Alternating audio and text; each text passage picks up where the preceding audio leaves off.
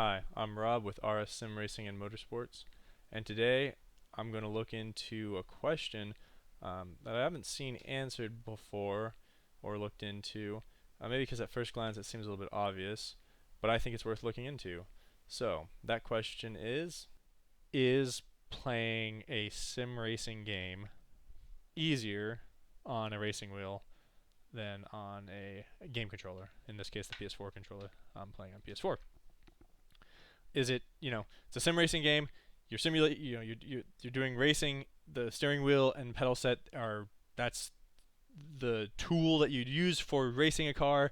So it makes sense to me. I kind of went into it thinking that it would probably make the game easier. Is this game going to be easier playing it on this tool as opposed to the PS4 controller? That's kind of the general starting point that I had. Um, as I got into it, I realized this might be a little bit more complex of a question, and it might not mean the same thing to everybody. But we'll get into that a little bit more. But right now, that's the premise. That's what I'm gonna look into today with this video. Is it easier to play a sim racing game on a sim racing wheel? And so to do that, I decided I was going to drive a bunch of different cars at different speed levels on a couple different tracks, and using both the PS4 controller and the CSL Elite steering wheel, and to come up with some footage to kind of chop up, put together to make a comparison. So what we're watching right now is the Formula Rookie at Sonoma. It's one of the starter cars, a little bit slower, open-wheeled car, and we're watching essentially the outtakes,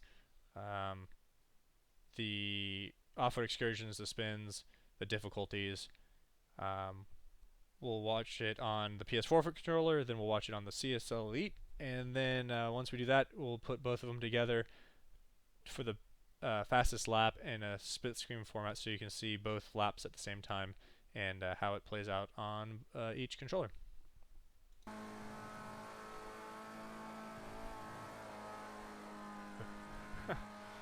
I need to take a little bit less of that curve, I think, of that that rumble strip, and a little bit less of that wall. I should take a little bit less of that wall. I still feel like I shouldn't need to brake quite up, and I'm talking.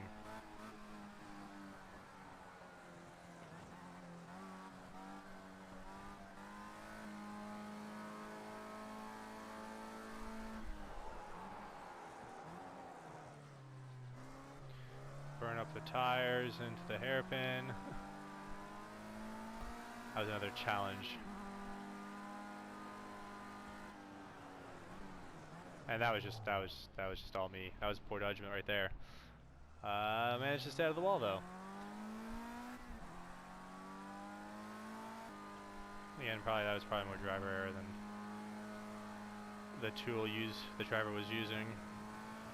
Ooh, and that happened more than once to me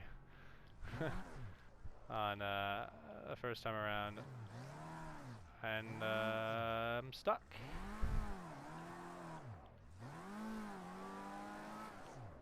I think it is glitched, and my wheel is inside of the wall. Alright, we'll just do that. Alright, before we move on to the next round of off-roads and spin-outs on the Fanatec,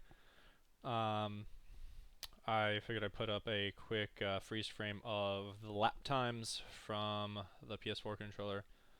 The best lap time was a 1:29.197, and that was on lap 4. And it's the only one close to that time because it was the only clean lap. The rest of them were all had off-road excursions or whatnot, with the rest being somewhere in the 132 range to up to 140 range. To give a little bit more background about the test, for each of the cars, I'm using one of the default driver setups, just so it's not part of the influence of it. And also, I didn't mix and match the driving between the PS4 controller and the Fanatec. I did all the driving before I got used on the PS4 controller before I got used to driving on the Fanatec, and what we're watching now is actually some of my first gameplay with the CSL Elite.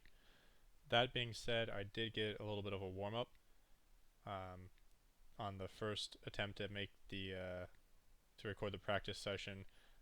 It didn't record, so this is the second go at the practice session. I've had about 10 minutes extra practice, and that kind of makes up for this being, at the time of this recording, this being some of the first laps I'm doing on it. Not the first laps, but definitely not a whole lot of time on it. But the goal is definitely to try to keep it as even between the PS4 controller and Fanatec, not give one or the other an advantage. So if I do get some extra warm-up, I'll try to make sure, for either recording mishaps to mention it. I should just left the throttle. That lap's abreast anyways, so.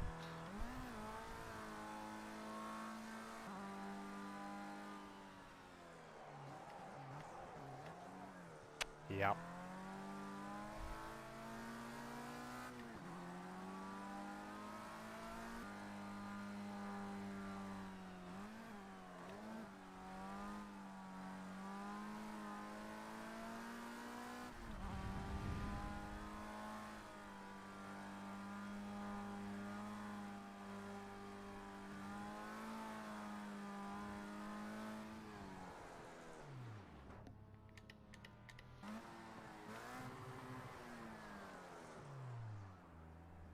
To head back into the game.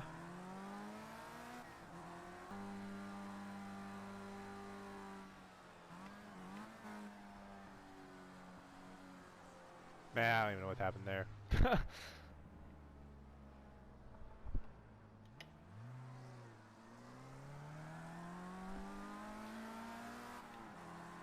I think that was a case of trying too hard.